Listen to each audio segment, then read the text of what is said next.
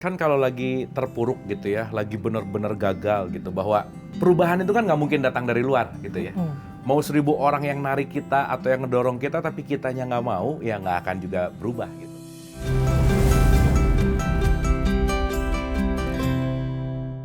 Kembali lagi di Dialog Positif Plus dan masih bersama Mas Faiz. Oke Mas, tadi kita bicara tentang bahwa ketika semakin jujur dengan apa yang kita rasakan, itu akan lebih kita mengenal diri gitu kan. Dan ketika kita sering mengatakan kena mental nih, itu kan juga lagi jujur gitu ya kira-kira. Tapi kan ada juga satu statement bahwa ucapan tuh doa gitu Mas Faiz. Apa yang kita ucapkan juga berpengaruh gitu. Nah, apakah kita harus menyatakan atau seperti apa sih sebetulnya dalam langkah pertama supaya kena mental ini bisa kembali baik gitu? Jadi yang pertama tentu saja, kalau itu memang benar kena mental ya. Karena kadang-kadang ya ada yang modus juga. Modus ya? Modus. Nah, gini, belok dulu sedikit Mas Faiz. Modusnya adalah dia merasa kena mental untuk cari perhatian. Iya, Ya. jadi sekarang kan banyak itu cuma modus saja ya. Kena mental nih, jangan senggol-senggol saya dulu ya, padahal pinginnya enggak disuruh-suruh, saya baru kena mental. Kalau memang kena mental beneran, yang pertama tentu saja disadari dan diterima. Saya sedang tidak baik-baik saja, diakui saja, tidak denial. Jadi ini penting karena kadang-kadang menyangkal juga malah kacau balau. Ya. Kena mental tapi enggak kok, saya enggak apa-apa, nanti malah mengacaukan dirinya, mengacaukan yang lain. Jadi disadari, diterima, setelah itu dibaca, dipahami. Kayak tadi bahasa saya ya, ada tafakurnya, ada muhasabahnya. Kalau sudah diperbaiki. Diperbaiki itu dalam arti bisa dua. Kalau itu sesuatu yang sangat sulit ya nanti bolak-balik mengalami akan terjadi perbaikan. Kemarin saya dipukul dengan kekuatan sekian, jatuh, tapi sekarang sudah tidak jatuh lagi. Saya sudah ngerti pengalaman cara menghadapinya. Atau nambah ilmu dipelajari itu nambah wawasan. Oh ini begini, saya tidak boleh. Kalau gini, kalau harus down karena alasan ini saya tidak seharusnya begitu. Kalau dan seterusnya. Jadi selain ilmunya juga belajar dari pengalaman. Kalau kata Konfusius kan orang itu jadi lebih baik jalannya 3. Yang pertama meniru, yang kedua berpikir, yang ketiga ngalami langsung. Jadi untuk perbaikan diri boleh meniru.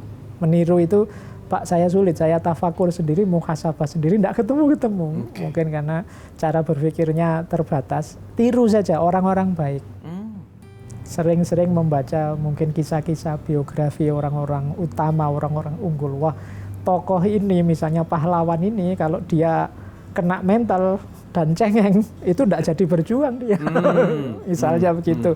Pangeran Diponegoro misalnya, wah dia mengalami banyak peristiwa pahit. Itu karena kalau dengan alasan kena mental terus tidak ngapa-ngapain, selesai, tidak ada peristiwa besar. Tapi beliau tangguh. Nah, saya akan niru beliau. Saya akan, caranya begini. Jadi ada tokoh-tokoh yang kita tiru saja, yang kita yakin beliau ini utama, unggulan, bisa Rasulullah, bisa para sahabat, bisa tokoh-tokoh kita ya, yang memang bisa membangkitkan diri kita. Kalau ujian seperti itu, kalau ceritanya beliau tidak ada apa-apanya, tidak pantas kalau saya hanya karena itu terus berhenti berjuang, berhenti beraktivitas. Ini namanya meniru, jauh lebih mudah.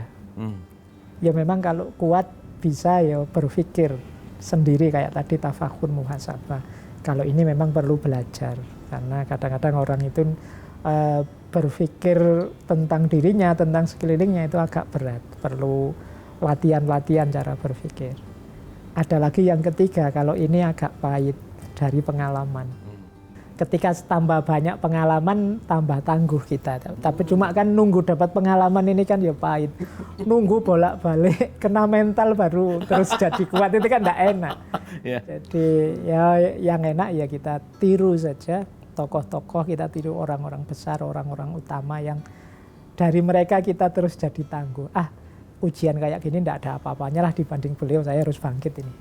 Kesulitan semacam ini sepele sekali kalau dibandingkan kesulitan yang mereka hadapi. Saya harus bisa bangkit lagi. Nah ini lebih mudah, lebih sederhana. Jadi Konfusius mengajarkan ATM gitu ya, amati tiru modifikasi, ternyata Konfusius ya rumusnya. Konfusius rumusnya. Yang udah ada diikutin aja gitu ya. Yang sudah ada diikuti saja. Nah sekarang menariknya gini Mas Faiz, kan kalau lagi terpuruk gitu ya, lagi bener-bener gagal gitu, bahwa perubahan itu kan nggak mungkin datang dari luar gitu ya. mau 1000 orang yang narik kita atau yang ngedorong kita tapi kitanya nggak mau, ya nggak akan juga berubah gitu. Iya. Nah, sementara kan keterpurukan, kegagalan itu adalah kegelapan yang ada di dalam gitu. Gimana sih Mas untuk menyadari bahwa hanya saya yang bisa merubah keadaan ini? Gimana tuh kira-kira? Iya, itu nanti kekuatan pengalaman dan apa ya kalau bahasa itunya self talk. Kekuatan pengalaman itu kekuatan diri kita yang menyadari apa yang baik yang kita ketahui. Oke. Ini saya sebut pengalaman karena orang itu kalau sekedar baik buruk, sekedar pengetahuan, saya yakin hampir semua orang sudah tahu. Tapi yang sulit kan menghidupkannya, kebaikan ini. Makanya kalau dalam agama itu kita berdoa itu arinal haqqo warzuqna tiba'ah. Yang berat itu warzuqna tiba'ah ini. Kalau sekedar tahu baik buruk kita semua tahu, tapi kesadaran untuk ini yang baik maka saya ikuti, itu berat. Ini butuh diulang-ulang pelajaran bahwa yang baik harus saya hidupkan, yang buruk saya tinggalkan. Ya, kalau diceramahkan sangat sederhana, tapi kalau dijalankan sangat berat. Saya sering bilang ke teman-teman mahasiswa itu, dari 100% kebaikan yang kita tahu, mungkin 20%-nya saja yang sungguh-sungguh kita hidupkan. Yang 80 hanya jadi wawasan saja. Yang kena mental tadi bukan berarti dia tidak tahu bahwa itu buruk, yang baik harusnya begini. Dia sudah tahu, tinggal menghidupkan kesadarannya. Nah, menghidupkan kesadaran ini perlu latihan terus-menerus. Makanya kalau dalam dunia tasawuf itu orang suluk itu melatih jiwa itu disebutnya riyadhah. Riyadhah itu latihan. Karena hati itu kalau memang tidak dilatih dia sulit. Bahkan para sufi itu latihannya sampai uzlah. Uzlah itu menjauh dulu dari banyak orang kalau memang lingkungannya toksik. Jadi cara untuk mengatasinya ya itu tadi, jadi menghidupkan kesadaran kemudian melatih untuk jiwa kita biar tambah kuat. Jadi jalannya mengatasi kena mental itu seperti itu. Karena kadang-kadang ya antara yang kita ketahui dengan yang kita rasakan kemudian yang kita jalankan ini kan ada jarak semua. Betul. Kita tahunya apa, tapi rasanya apa, akhirnya kita menjalankan apa. Ini tiga ini kalau kita muhasabahi sering berjarak. Kita tahunya misalnya orang sabar itu baik, tapi kemudian dari yang kita alami kita sendiri sulit untuk sabar. Akhirnya memaksa diri untuk sabar, ya berhasil 20%-nya. Ini kan selalu ada jarak. Jadi, maka penting bagi kita untuk terus, bukan berarti 20 itu salah. Tapi kalau sekarang 20, besok kalau bisa ya 30 lah. Besoknya lagi kalau bisa ya 40 lah. Nah, ini karena jiwa kita itu tergantung apa yang dibiasakan. Apalagi kalau hubungannya dengan batin kita. Kena mental itu kan mungkin setara dengan istilah baper kalau hari ini kan. Jadi perasaan kita yang terikut. Sementara batin itu kan kalau katanya Nabi naik turun. Kolbu itu kan bolak-balik terus. Iya. Jadi solusinya itu. Nah yang terakhir ini solusi yang jarang disebut orang. Berdoa. Berdoa. Oke. Jadi kita jarang berdoa pada Allah, ya Allah Engkau kuatkan aku. Biar bisa menghidupkan kebenaran yang aku ketahui. Biar tumbuh kesadaran. Karena betapapun terbukanya hati untuk sadar itu hakikatnya ya anugerahnya Allah.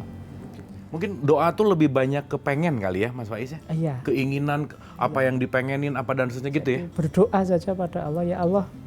Tidak apa-apa, Allah itu senang kalau kita berdoa. Oke. Apapun itu, mungkin bagi orang begitu saja kok pakai doa remeh sekali, tidak apa-apa. Sederhana, sekedar ya Allah semoga saya bisa segera sadar ya, tidak gampang baper, tidak apa-apa pada Allah. Jadi insya Allah ya kalau Allah berkenan ridho kan nanti yang membuka hati untuk biar kuat tidak baper lagi itu hakikatnya kan Allah. Yang membolak-balik hati kita itu kan Allah. Oke. Makanya puncaknya menurut saya selain segala ikhtiar yang saya jelaskan tadi yo jangan lupa berdoa. Oke.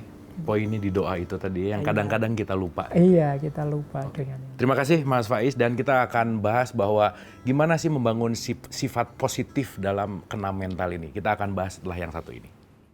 Kalau nilai saya jelek nanti lulusnya lama. Kalau lulusnya lama pacarku kecewa. Kalau pacarku kecewa nanti dia kabur cari yang lain. Kalau dia kabur cari yang lain aku sendiri. Kalau sendiri aku stres. Kalau stres terus aku sakit. Kalau sakit terus cepat mati. Kalau iya.